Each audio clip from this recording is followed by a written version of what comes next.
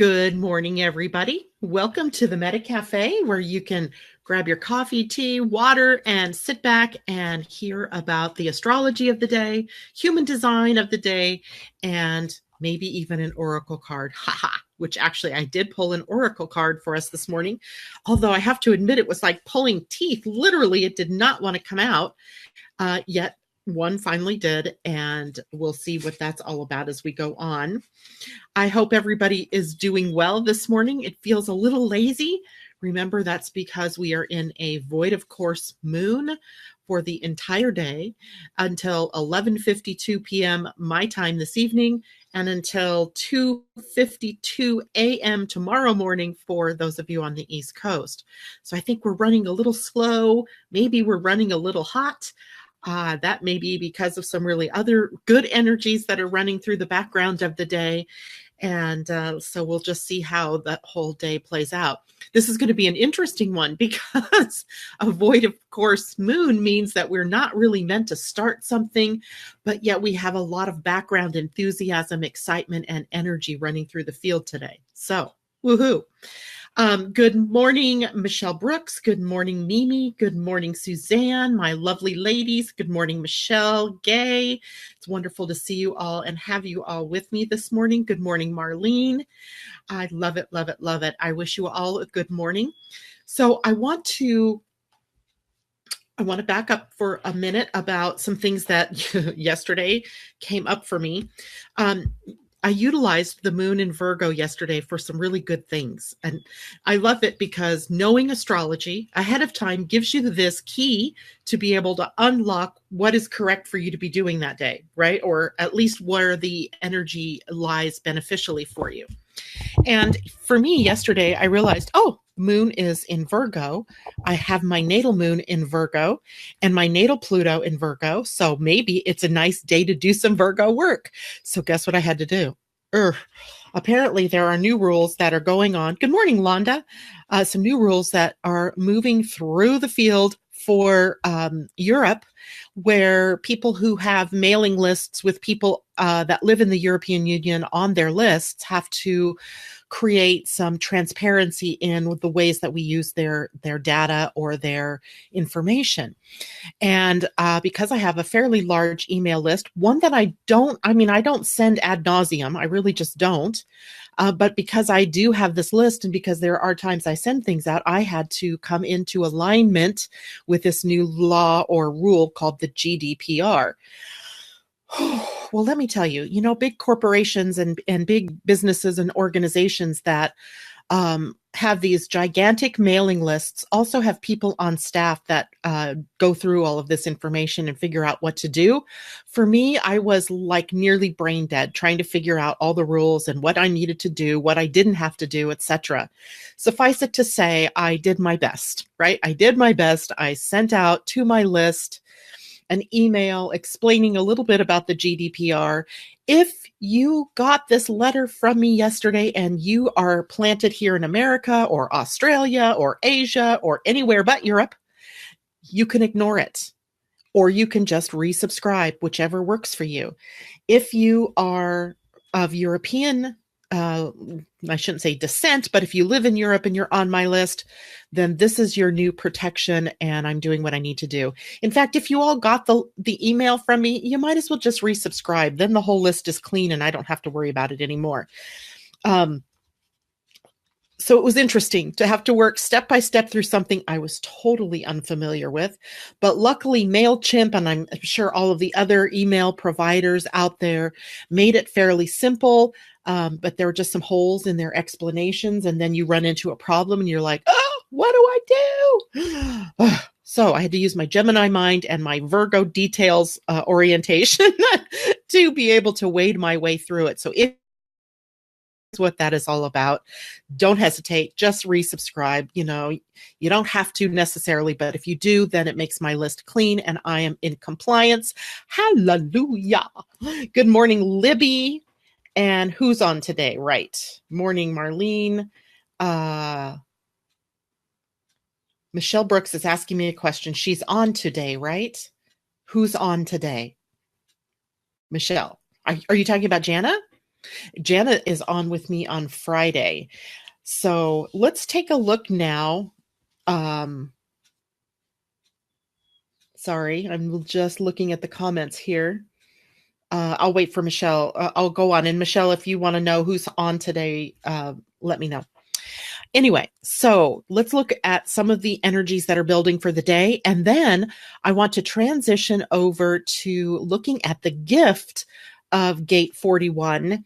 The gift is anticipation. Remember, yesterday we talked about Mars and the South Node that would be sitting at the gate 41, the gate of fantasy, for an extended period of time. Yesterday we went into the shadow of all of this energy. Today we're going to go into the gift, but I will review the shadow just for people who maybe are just tuning in. Today we have the moon in Virgo all day during a void of course moon, and that just means the moon is not making any more new contacts with planets than she's already been making. The moon in Virgo, of course, favors work and organization and attention to details, service and how we share of ourselves and our gifts, and also the health of our bodies, including the toxicity or the relative health of our environment, of our relationships, of everything to do with the physical world. This is an energy rooted in the earth. And it takes us down to the very grounding energy that we can tap into to get through our day. That is really literally how I got through doing what I did yesterday. Nose to the grindstone and the attention to the details. Even so much as I was printing off the information sheets, the step-by-step instructions, just so that I didn't miss a detail. And it turns out I missed a detail anyway, and I had to go back and redo it. No big deal. But that's the kind of day that we have ahead of us: attention to detail, service, work, etc.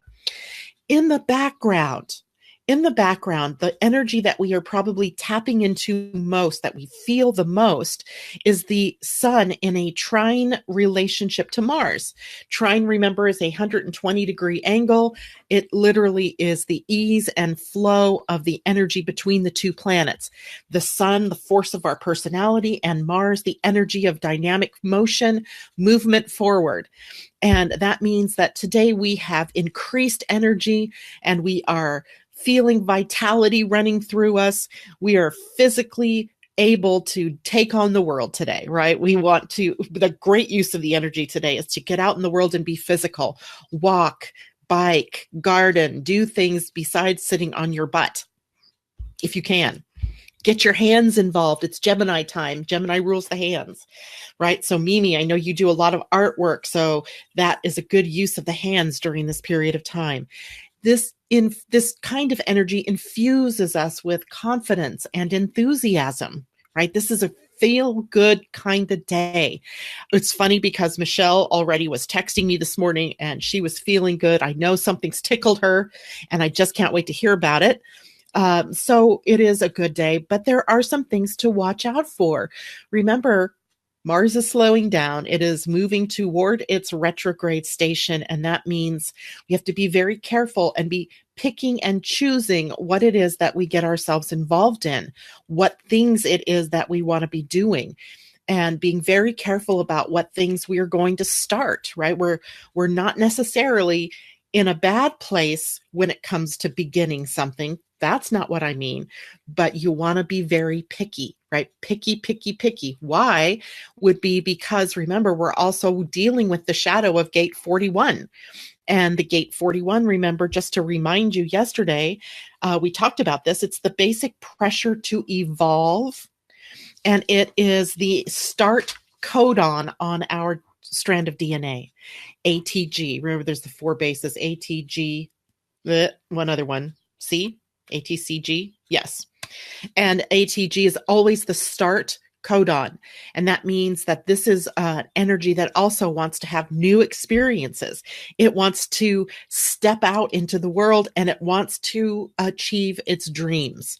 But we can dream of a better life, but sometimes we are unable. In fact, most of humanity taps into this inability to bring the dream into reality. So the shadow is that inability to bring it in. It's just in the realms of fantasy. Remember, this brings to us the pressure to evolve, but it distorts, and then it becomes the pressure to be happy, because the messages that we get from outside of us are things like buy a car, go on vacation, be this beautiful, slim, slender, perfectly coiffed woman, and then you'll be happy. And of course, those are not all of those are the things that we're hearing or seeing outside of us, but they're not necessarily the things that are going to bring us to happiness. So then enters the word suffering, right? We begin to suffer. I don't look like her. I don't have the money to buy that car. I don't get the opportunities that they're always talking about in the outer world. So it is our hunger for a better future that we see through the shadow of the gene key, or the gate 41. So I'm going to take a look here, see if there's any questions. Michelle Brooks says, Mars retro all summer. I'm so scared of fires in Northern California again this year. I'm not sure that you have a lot to worry about. I don't see this as a fire kind of year, because so many planets are retrograde, and the energy has shifted from the fiery fire that we had last year, where Aries energy was prominent, to, let me show you, if I can show you this. Let me see. I was actually just calculating this out this morning. There's a little grid on the chart here. Let me see if I can bring it in and you guys can see it. And this little grid tells us about where all the planets are in terms of the element. And the more I bring it in, the more distorted it gets. Let me bring it back then. So it's this little grid here I'm talking about. And here down the side, you see fire, air, earth, and water. And across you see cardinal, fixed, and mutable. And that gives me an idea of what the prominent energy is, through which sign are we filtering things, right? So for a good chunk of 2017 and well into the year 2018, we were filtering things through fire. Right. So fire was burning away. Fire was, what is that? The fires of immolation, right? Where we were sort of in that phoenix mode, burning to the ground to be re-arisen in a new form. And, literally fire is a purifying element. And now what we're seeing, if you saw these two little numbers that I had here, right? We are prominently now, fire only has 4 things in it, but yet air and earth each have 6, right? And they're prominently fixed energies. So we have fixed air and fixed earth, and that takes us to Aquarius and Taurus. So right now, the filter through which we're viewing the world is through the lens, if you will, of Aquarius and the lens of Taurus. So on one hand, we have this Aquarius energy that's quirky, that's dynamic, that wants change, that wants, above all, freedom to express, freedom to be whoever it is and whatever it is that they want to be and do. Then we also have the Taurus energy that's firmly entrenched, right? It's that bull. Can I be a bull? And it's, got its nose out and it's just stuck. So we have 2 fixed signs, one that wants freedom and the other one that says, hold steady, be steadfast, be loyal, stay the course. And so that is a completely different energy than what we had last summer, where it was Aries filter, and Aries is new, it's youthful, it's dynamic, it's impulsive, it's impetuous, and it's fiery, right? Fiery energy. So I'm hoping that this year things are a little bit calmer during the summer. As far as the heat quotient, that I don't know. I myself, by the way, am going to be in your neck of the woods, Michelle. I'm not sure where you live. I can't remember exactly, but I'm I am going down to Los Angeles, Long Beach at the very end of June to meet up with one of my brothers and my sister-in-law. We are getting in their motorhome and we are making a trip through the whole of California, up through Oregon and into Washington to meet brothers and sisters and family members that none of us have met. some they will have met, but I've never met, and some I will have met and they've never met. So it's going to be this big family gathering. We will come back up here to Washington and meet up with my family. And then we're going to go across to Montana and meet up with another brother. So it'll be a very interesting time for me as I go through 4 different states. And of course, I live in one of them, and get introduced to new people. So I'm hoping no fires for sure. I don't want to have to be dealing with that energy. Mars retrograde might even act as a dampener on fires, and at least maybe through the summer. But as we get into the fall, maybe that's where we might see a little bit kicking up. But I don't anticipate the same conflagration that we had going on last summer. So I hope that's helpful. So woohoo. So now what do we get into? Libby Norman says, that's awesome. Michelle says, thank you, Janet. Mimi, woohoo. Now what do we get into? Well, I think what we get into is the unique expression of who we are. And we get some very valuable time during the summer to be able to find that out. And that's why I'm really kind of focusing here on gate 41, because that's where Mars will be. And then Mars will move out of that gate in about 4 weeks and move into another gate, which we will talk about. And then it's going to retrograde backwards back into this gate. And all the while, the South Node is sitting here. And all the while, it is holding space for the same energies that we're talking about today, yesterday, and probably as well tomorrow. Today, I want to take you into the gift of the gate 41. So I just sort of gave you the lowdown on what the shadow of the gate 41 is. And now let's talk about the gift. The gift in the gate is called anticipation. And it is the energy, if you will, if we take that basic pressure to evolve and grow. Essentially, it is about seeking new experiences, new expression.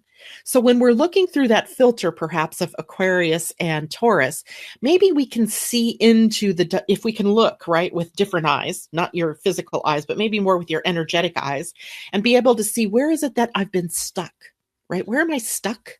And then using that more quirky, interesting energy of Aquarius, how can I unstick myself? What can I do to free myself up and move forward? All right. If we can do this, then we are tapping into the gift of anticipation.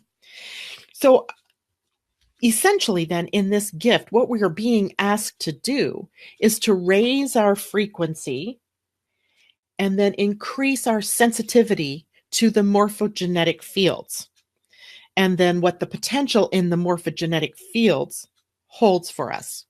Now, some of you are probably asking me in your heads, what are the morphogenetic fields? Because I had to look this one up myself, and I'm going to give you the literal definition of morphogenetic fields. It is the invisible energy grids that communicate specific information across time and space. That is what the morphogenetic fields are. And then depending on your sensitivity, on your particular evolution, you can pick up the energy in the morphogenetic fields, the information. It's like the invisible stream of consciousness that we have the ability to tap into. And that causes us to be able to anticipate what the needs are for the future and what it is that we can bring back or forward from the past. And that all of that is readily available to us in the fields. We can anticipate what is coming, and then we can become the leaders in our own world as it relates to what it is that we anticipate. So, and anticipation is always attuned to the next energy grid or the next morphogenetic field that is ready to be downloaded to descend right here into form. I hope that makes sense.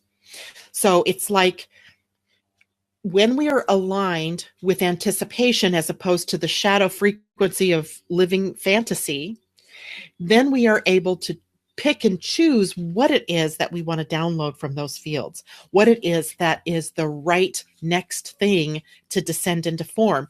And throughout history, there have been lots of people that we could point to. Da Vinci, right? Da Vinci, Mozart, many of the scientists that discovered truths about the universe, Isaac Newton with the laws of physics, and the Copernicus and Keplers of the world, that and the what is their names? The guys that discovered Watson and Crick, the DNA, lots of times. Albert Einstein. We could probably keep going on and on, who've tapped in to those very morphogenetic fields, right? To bring into form, to descend from that information highway into form, new and revolutionary ideas. Sounds really exciting, right? And when we look out there and we see people like that who are brilliant, who are literally geniuses, we wonder about what our own genius is, right? So it's about how, as we increase our frequency, as we begin to resonate with the higher frequencies of our truth, of our authenticity, of living your authentic life through your own personal human design, the more details you are able to pick up from this invisible superhighway. Now, sometimes this happens you can tell, right? That maybe it's a tell that you're evolving. Maybe it's more of a tell about how your frequency is. But one of the ways that we can tell is when we get these surges of premonitions or psychic powers or intuitive hits. And it's the result of the electromagnetic surges through that morphogenetic field that we tune into. It's a choice. You're tuning into it. It's a choice to elevate yourself to that level, to be able to be in receipt of that energy, to anticipate that there's something there for you to tap into, to grab a hold of, and to bring in your particular genius. In fact, all works of genius emerge from this gate, which emerges from this morphogenetic field. And the difference between genius and non-genius is literally this: genius manifests, non-genius dreams. What do you want to be? A genius or a non-genius? Ultimately, this is where we're heading. Ultimately, this is the ability that we each have as individuals to influence the very DNA in our own bodies. The ability for us to reprogram every cell in our DNA to express those things that we want it to express: vital health, beauty, harmony, peace, you name it, right? If you want to create more artistic ability, it's there. If you want to be able to be more in your own power, it's there. It's in your DNA. Now, I say that as a teaser. That's a little bit of a teaser because it's a very scientific thing that I would have to get into, and I will do that tomorrow, to explain to you how it is that this gate, from this energy of anticipation, how that arises, how the ability for us to influence our own DNA arises. So I'll have to give you a bit of a science lesson in the morning tomorrow. So have your scientific thinking heads on. And in that same space, we can look at the highest expression of this gate, and that would be emanation, which is also going to cause me to have to look that word up, because from that word, I get all kinds of pictures, right? Emanation meaning powerfully exuding light. I don't know. We'll find out. Okay. So anybody, let me go. The field sounds fascinating. That's awesome. I think this is fascinating. And I think if I had to choose something that I was going to go on a mission for in my life, it would be to prompt people to be able to tap into that field, to tap into their own personal genius. Now, frankly, not all of us are here to be Mozart. Not all of us are here to be, Albert Einstein. And that's okay, right? We don't have to be the Van Goghs, the Da Vinci's, the et ceteras. But you can be a genius in your own particular way, in whatever way that is that you want to express yourself. If you are here to be a mom, and I know there are several of you out there who are moms, then tapping into the morphogenetic field for you and living from anticipation and from emanation may mean becoming the best mom, being the genius mom. not only to your own children, perhaps, but maybe to the whole family, maybe to the neighborhood, maybe to the schools. I don't know. But I do know a way you can find that out. Get your human design chart. And not only get the chart, but get your chart read. Because like I said yesterday, I don't know if I said this yesterday. Hi, Kitty. What's the matter? Like I said yesterday, what I speak about here in the mornings is very general information. It isn't specific to YOU, although you could, if you knew your own chart, see how it might specifically help you. But if you get your own personal reading, then you've got the personal pathway for you to claim your genius. Okay. So, by the way, I have, and I keep forgetting to tell people this because I don't really do good at self-promotion, as I've become painfully aware. I have two types of human design readings. One is the full-on human design reading that costs $199. It lasts about 90 minutes and comes with a follow-up that you are meant to take advantage of so that you can ask me questions and that you can find out the more details maybe that we skipped during the first reading. And the second reading is $99, and it takes an in-depth look at your type, your strategy, and your authority.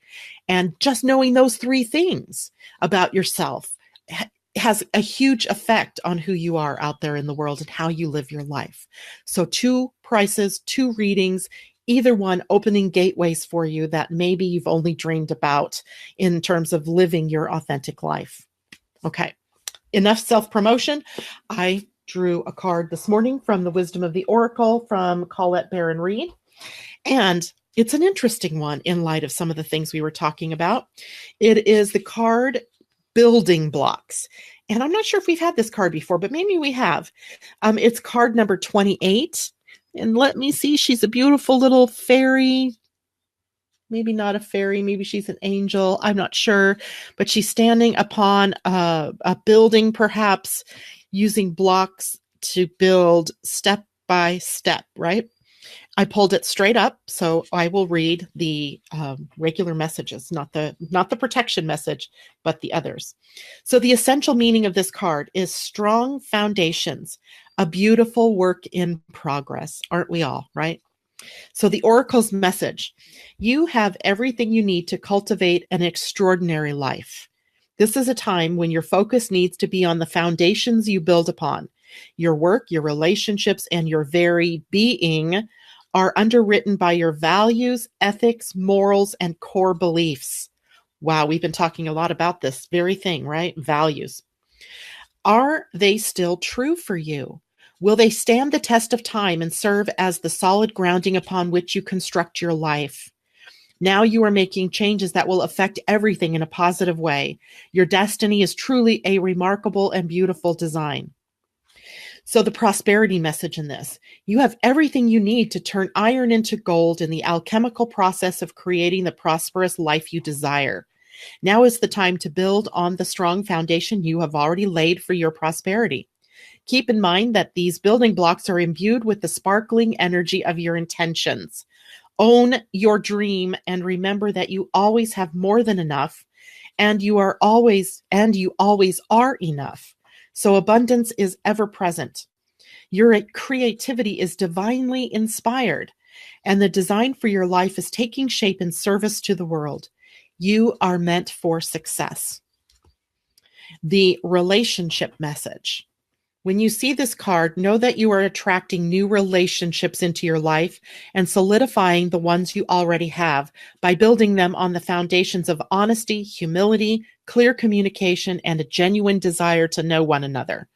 You are moving toward laying the groundwork for a relationship with the firm footing that will ensure it can withstand any storm. Long-standing relationships are also repaired and strengthened. You and the other person are stronger, wiser, and more powerful together than apart. I'd say that's an awesome message for today. And in light of all of the things that we are doing and all of the things that we are learning about how to claim our genius in the world, it starts by laying the foundation. And then with a strong foundation, you can lay the bricks one on top of another and build the life of your dreams, not just leaving it to the domain of dream and fantasy, but bringing it, building it, and planting it firmly here in the physical world. I think that's awesome. I think inspiring, and I think that gives us all something to look forward to. All right, I'm going to take a look really quickly, see if any questions have popped up in the background here. I don't see any. That doesn't mean you guys don't have any, but if you do have questions, let me know. Thank you so much for joining me. Tomorrow we'll go over the gift of this particular gate, and we'll take a look at what is coming for the day.